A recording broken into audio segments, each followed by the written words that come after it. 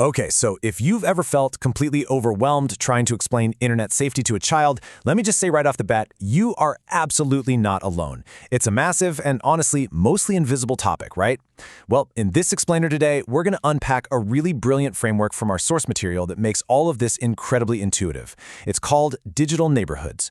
We're going to look at how teaching kids to navigate the online world safely can actually be exactly like teaching them to navigate their own physical home and their local neighborhood. It's this direct, super practical approach that takes abstract digital threats and turns them into concrete, everyday logic. So, let me ask you this. Would you let a child wander a massive city alone? Really think about that for a second. Of course you wouldn't. No way! You'd hold their hand, you'd teach them how to look both ways before crossing the street, and you'd absolutely point out which areas are safe to play in and which ones to avoid at all costs. Yet every single day, millions of kids are just handed devices that plug them into a digital city of unprecedented scale, often without so much as a map or a guide. What we're doing here is taking those exact physical safety rules we already use and translating them directly into the digital realm. All right, let's jump right into Section 1, Welcome to Your Digital Home, Building a Safe Framework for Youth. To really teach safety, we first need to define the environment we're talking about. The internet is simply a web of computers connected to share information. That's it. It's a global network offering absolutely amazing ways to learn, to explore, and play. And by stripping away the complexity, remembering that it's not some kind of unpredictable magic, but literally just a vast network of connections, we kind of remove the mystery of it all. It empowers us as adults. But precisely because it connects people globally, we have to structure how a child interacts with it from day one. Think about what a physical home actually represents to a child. It's safe, it's cozy, and it's a highly controlled environment. I mean, you know exactly who is sitting in your living room and what they're doing. Well, those exact same feelings of safety should apply to our digital home too.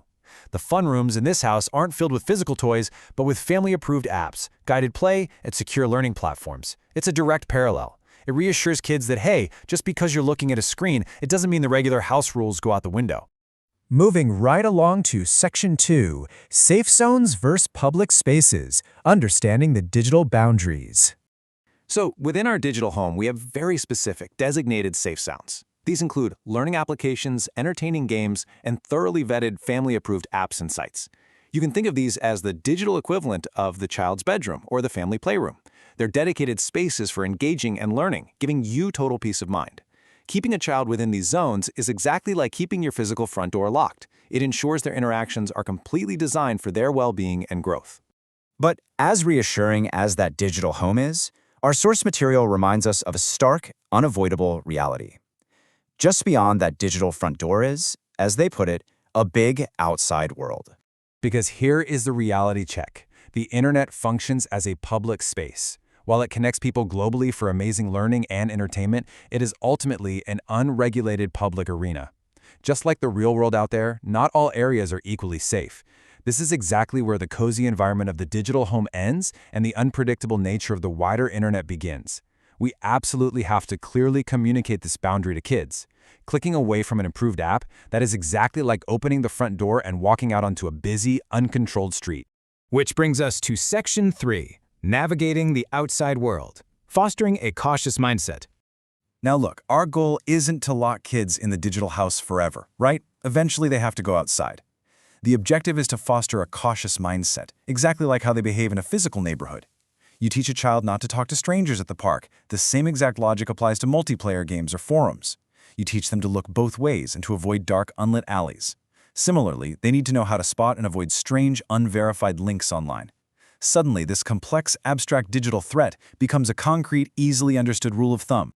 And finally, Section 4, The Trusted Adult Guide, providing guidance and visual tools.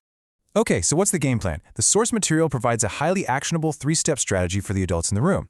Step 1, categorize digital activities. Sit down and help the child clearly identify what is a safe zone inside the house and what counts as the outside world.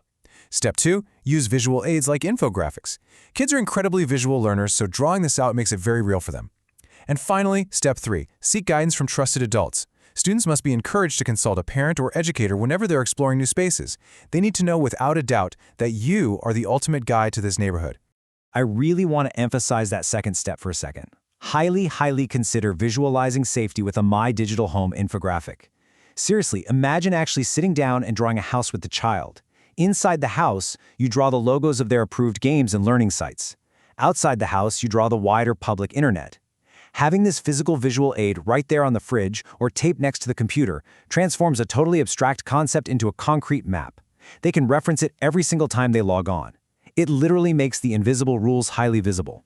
So as we wrap up this explainer today, I want to leave you with this final, really vital question to chew on. Is your digital front door locked, and who is walking your child through the digital neighborhood?